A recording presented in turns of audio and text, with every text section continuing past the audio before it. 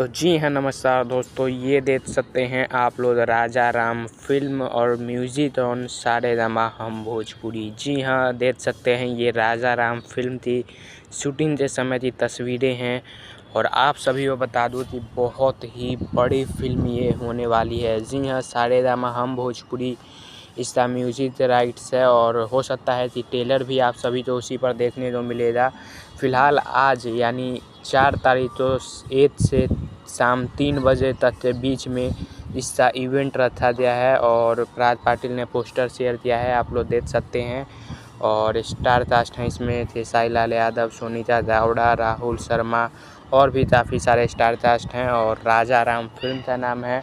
तो बहुत ही ज़बरदस्त और कमाल का ये फिल्म होने वाला है, साउथ लेवल का। आप लोग देख सकते हैं टाइमिंग 12 बजे से शाम 3 बजे तक। और सारेगामा हम भोजपुरी पहली बार फिल्म इंडस्ट्री में कूदने जा रही है और वो भी खेसारी लाल से फिल्म के साथ में। और इसमें आप सभी को कई सारे गाने सुनने को मिलेंगे, खेसारी लाल यादव, नम्रता मल्लाह, हंसापुरी और भी कई सारे हीरोइनों के साथ में आप सभी को गाने देखने को मिलेंगे। लेकिन ये फिल्म सबसे ज़्यादा ज़बरदस्त होने वाली है।